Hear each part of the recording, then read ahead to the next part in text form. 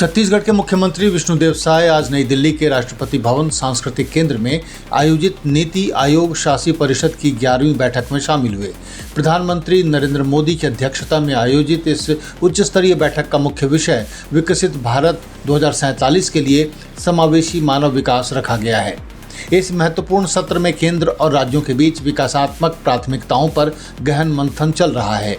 बैठक में मुख्यमंत्री विष्णुदेव साय ने विकसित छत्तीसगढ़ का विजन और आर्थिक एक्सपेंशन का पूरा रोड मैप देश के सामने रखा।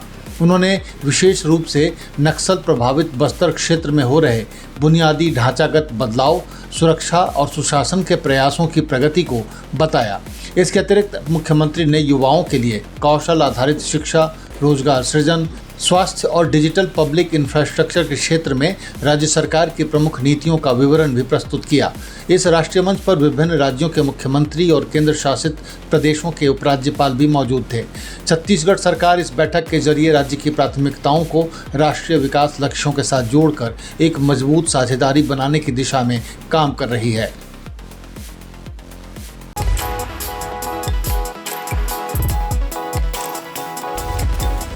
जिला कांग्रेस कमेटी रायपुर ग्रामीण के नेतृत्व में आज कार्यकर्ताओं ने विभिन्न जनहित के मुद्दों को लेकर रायपुर कलेक्टर कार्यालय का घेराव और उग्र प्रदर्शन किया।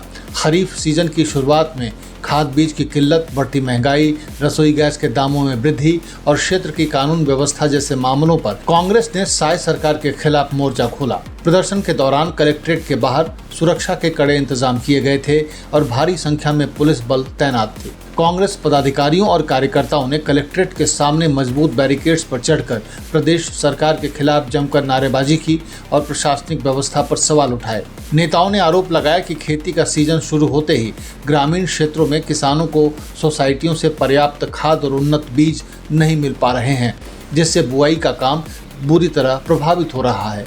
इसके अलावा हाल ही में रसोई गैस सिलेंडर और अन्य आवश्यक वस्तुओं के बढ़े दामों को लेकर कांग्रेसियों ने कलेक्ट्रेट के बाहर अपना कड़ा विरोध दर्ज कराया। प्रदर्शन के बाद कांग्रेस के वरिष्ठ नेताओं ने कलेक्टर को एक ज्ञापन सौंपा, जिसमें किसानों को तुरंत खाद बीज उपलब्ध कराने और बढ़ती महंगाई पर नियंत्रण लगाने की मांग की गई है।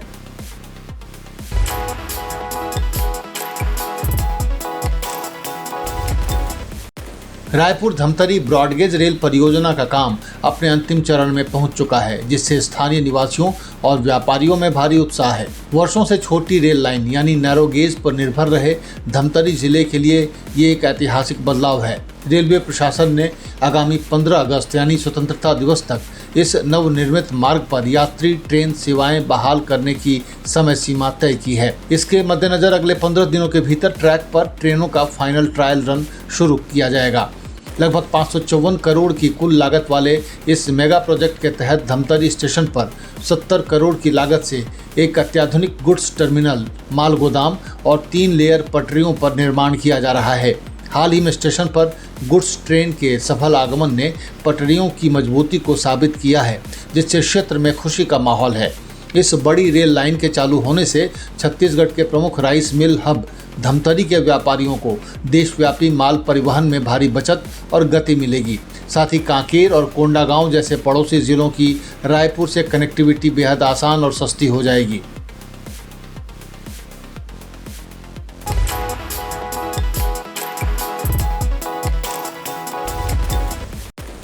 रायपुर के सबसे व्यस्ततम व्यावसायिक इलाके एमजी रोड पर स्थित जया ऑटोमोबाइल्स की दुकान में आज भीषण आग लग गई।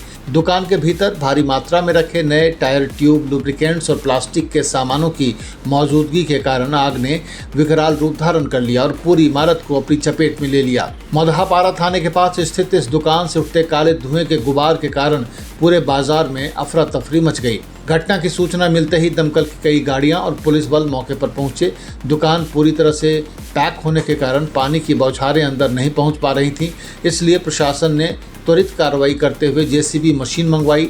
जेसीबी की मदद से दुकान के सामने के हिस्से और एल्यूमिनियम पैनल को तोड़ा गया ताकि दमकल कर्मी अंदर प्रवेश कर सकें। टायर और केमिकल होने के कारण आग को पूरी तरह नियंत्रित करने में काफ़ी मशक्कत करनी पड़ी। प्राथमिक रूप से शॉर्ट सर्किट को आग की वजह माना जा रहा है, हालांकि जांच जारी है।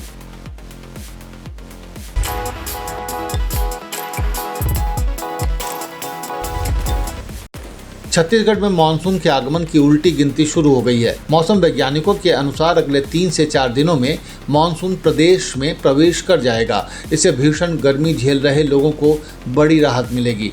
बंगाल की खाड़ी से आ रही ठंडी और नमी युक्त हवाओं के कारण राज्य में प्री मानसून गतिविधियां तेज हो गई हैं। आज से प्रदेश के कई हिस्सों में आंधी तूफान और बारिश की एक्टिविटी बढ़ने का अनुमान है।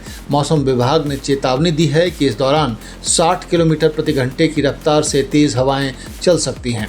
बीते 24 घंटों में रायपुर, दुर्ग और बिलासपुर समेत कई प्रमुख इलाकों में घने बादल छाए रहे और अच्छी बारिश दर्ज की गई।